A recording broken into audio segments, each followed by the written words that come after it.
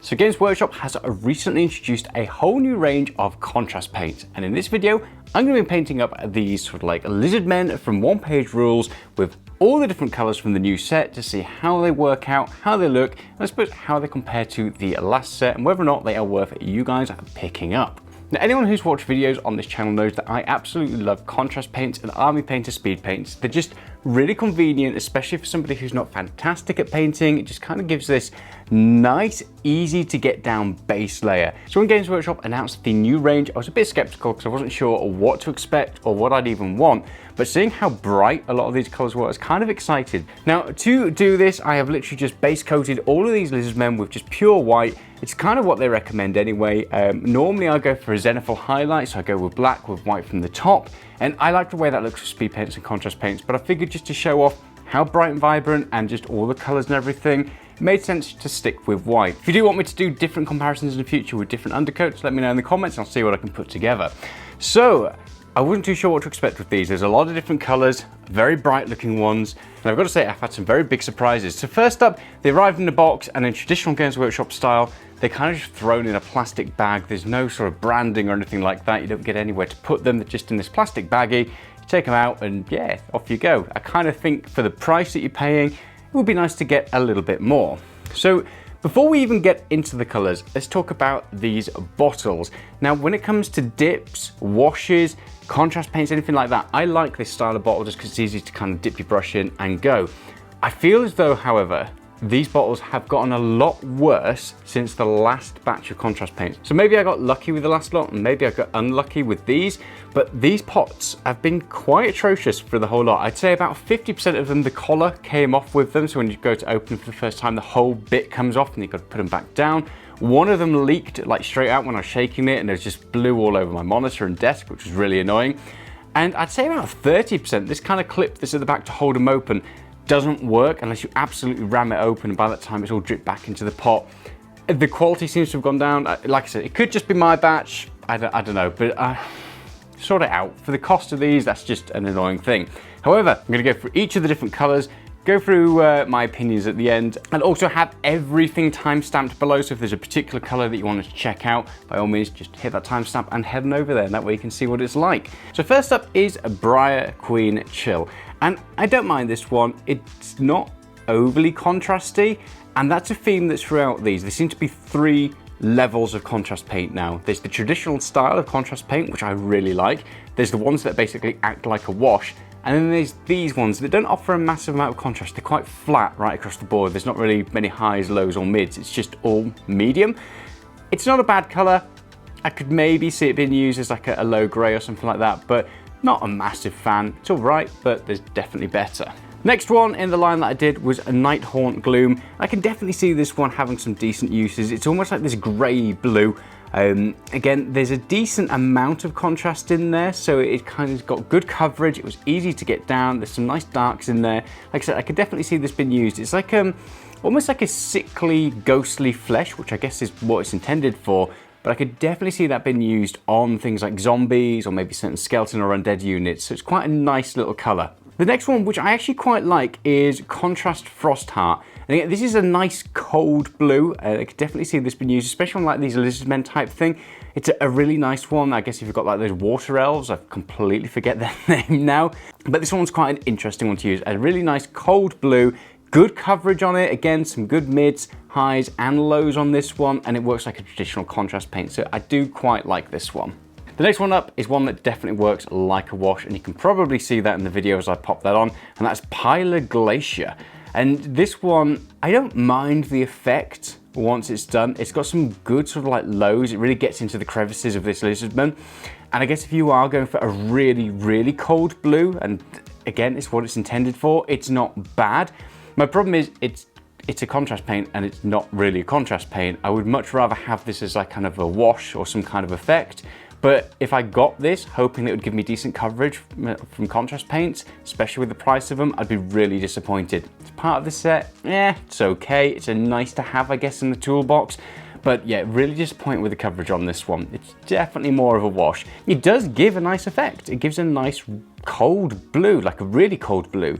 But it's not a contrast paint in my opinion. It's just very, very washy.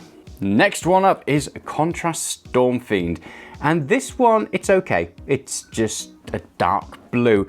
It's a nice kind of, I guess it's got a greeny tint to it, but I feel like we've seen this from the contrast paint range beforehand. I guess almost like, yeah, Echelian green, which isn't green, it's blue. It's kind of reminiscent of that. It almost feels as though it's not needed. It's got decent coverage, so there's no knocking it there, but it feels like it's been done before and almost like an addition that's not needed. Next one up is Asurmen Blue. I really like this one. It works like a traditional contrast paint. It's nice, it's bright, it's vibrant, really good coverage, gets into the darks, gives a decent amount of hide, but I really like how bright it is. It's a nice, vibrant blue.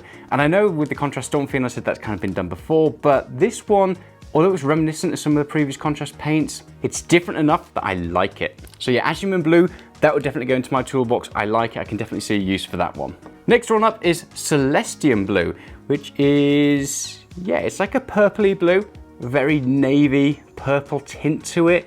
I don't mind it, but it's one of those that has really, really strong coverage. Doesn't have many lows, highs, or mids. It's just all one flat color. Not bad, I guess if you're literally just doing a complete base coat of this stuff and you want that purpley blue, it's okay. But again, it doesn't strike me that much as a contrast paint. And one of the things that I've seen a lot of in this set is these contrast paints that are more of a thin down paint rather than a contrast paint. They don't give you many highs or lows, it's just one flat color. And next one up is one of my favorite colors from this set, and that's Luxion Purple. Now this feels like a really nice, vibrant purple. It feels like one of those traditional contrast paints that we've seen in them before. Has decent amount of highs, lows, mids. It's nice, it's bright, it's vibrant. It's different to the previous purples, I think like the Shylish and the Magus Purple that was in it beforehand. I really, really like this. I can definitely see some great uses for it. Big fan of this one, very easy to apply. Definitely recommend. This one's 100% going into my toolbox. And next one is Boring Purple, which is Leviathan Purple. And it's very similar to that Celestium Blue in the fact it's just a really flat, matte purple. I don't recommend this one at all. Again, it's labeled as a contrast paint, but it feels more like a thin down paint. There's no highs. It's all just one flat color. Decent coverage, and it's a nice enough color.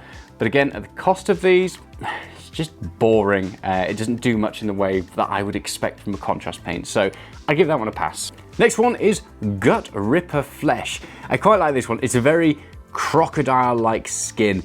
My only complaint with this one, I really like the color of it, but again, it doesn't have much in the way of definition.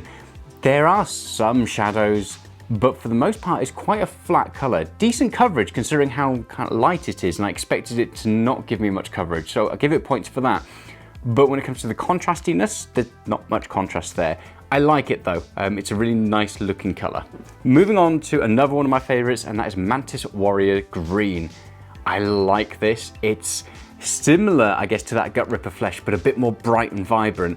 And the good thing about this one is there is some really nice dark definition in there, some good highs. It works like a really good contrast paint, but it's really vibrant without going over the top. It's almost like a toxic-y green, but I could definitely see this being used on loads of different lizard men and stuff like that. It's a very, very nice green. I'm a big fan of this one. I quite like this next one as well, which is Striking Scorpion Green. It's a little bit more vibrant than the Mantis Warriors Green. I like it. Again, it works like a nice contrast paint. You get a decent amount of darks and everything else there. Good coverage, very vibrant. And I guess if you're picking some of these colors out to go in your toolbox, you probably want to pick one of these greens rather than both of them because they're quite similar. But I would say Striking Scorpions Green it's just a bit more vibrant, a bit brighter. And the next one is Mint Green, or it should be called Mint Green, but it's Hexwraith Flame. I could see this being more of a, I think it's Plasmatic Bolt from Speed Painter. I can't quite remember what they call it from Games Workshop contrast paints, but it's that Wraith one, and obviously that makes sense, it's Hexwraith Flame. It's a nice mint green. I've been wanting a color like this for quite some time, and it's nice to see that it's been delivered. Decent amount of coverage, it really gets on there. Again, works like a very nice contrast paint. It's thinner than some of the others, but not to the wash standard of like the ones that I dislike. So again, that's probably worthwhile picking up, especially if you're doing your undeads. It's a nice little color. Moving on to the next one, which is Karandras Green. This is similar to those like kind of high vibrant greens, but a little bit darker. It's almost like the Orc one from the previous contrast paints. So it's kind of been done before. It just has a bit better coverage and a little bit more vibrant in my opinion.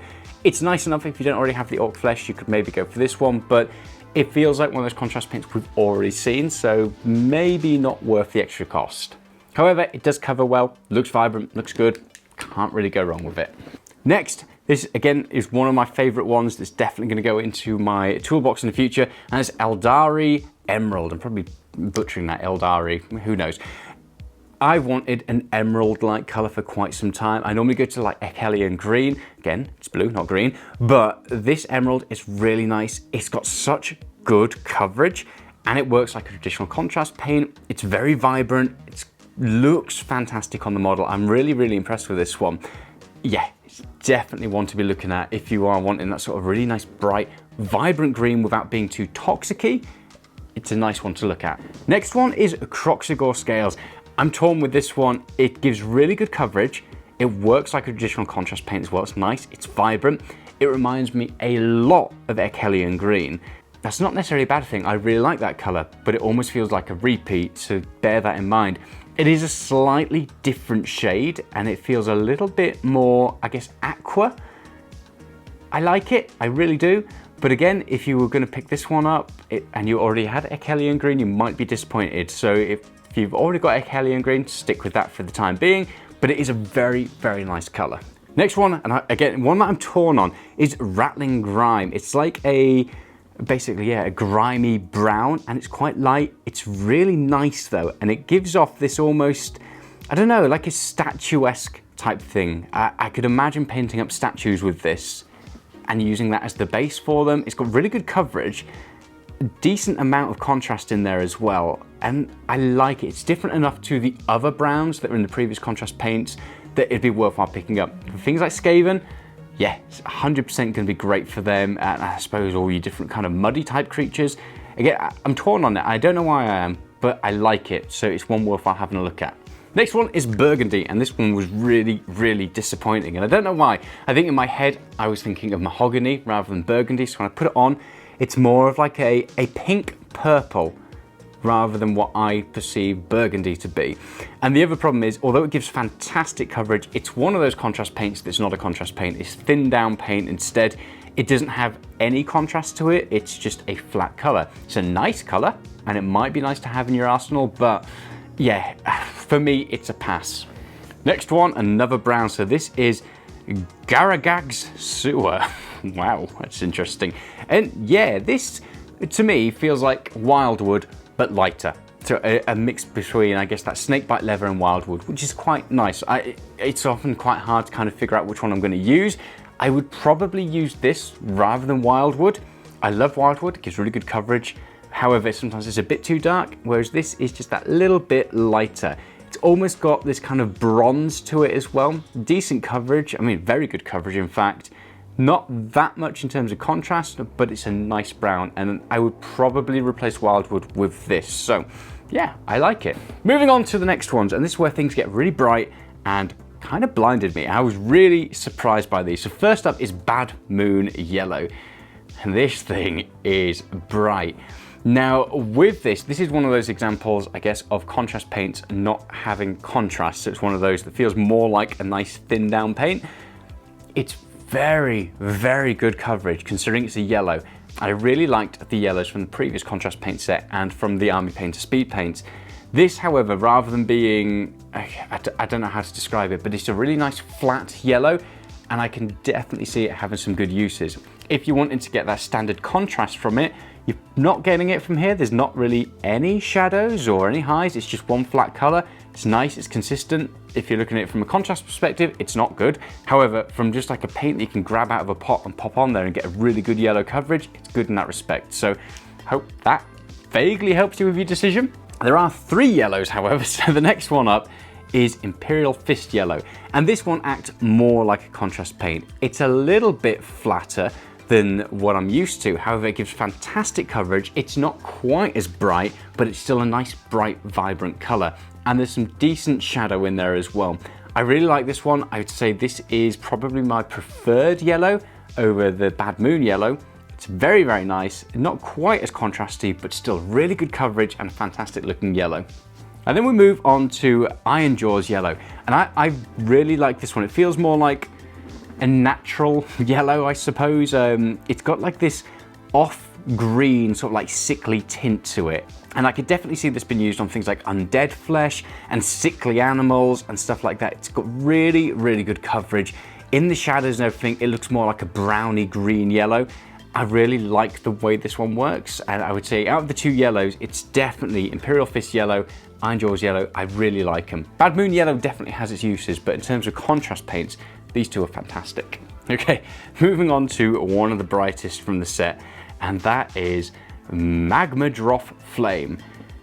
There's not much to say about this one. It's just really bright. It's one big, bright, flat color. Another example of this not, in my opinion, being a contrast paint, because there's like zero contrast in there. It's all just one color right across the board. Fantastic coverage. You absolutely cannot fault them for that. But if you're after that contrast and wanting to get it all done in one coat, it's not it. It's a really nice orange. It's very bright, vibrant, easy to apply. But again, not that contrast painty. So again, if you're looking for a decent orange, it's easy to apply, but you're not bothered about contrast, it could be all right for you. If you're after something that works like a traditional contrast paint, it's not it. And the next one is Baal Red, which again is similar to that previous orange. Fantastic coverage, looks bright, it's vibrant, and it's a really, really nice paint, but not a nice contrast paint. Again, there's not really much contrast to it, so bear that in mind. However, it's a really nice red. And the one thing that I wanted is a nice, easy to apply red. So I will definitely be using this, and I can see a lot of uses for it. But in terms of that contrast paint, again, it's that same thing that I've had over and over again with these. However, if you are looking for a contrasty paint red that has decent contrast and really good coverage, then Doomfire Magenta is good for that. It's that sort of like pinky red. There's some really dark reds in there. There's some light reds. It's got fantastic coverage. It looks great. And again, it acts more like a traditional contrast paint. So I'm a big fan of this one. Moving on to the final two. And the first one we've got is Dreadful Visage. Dreadful Visage. Who knows? I don't know what to think of this one. It's that really wash-like contrast paint. So at least you get highs and lows, just not much in the mids. It's more of a tint than anything else. It's quite an interesting color.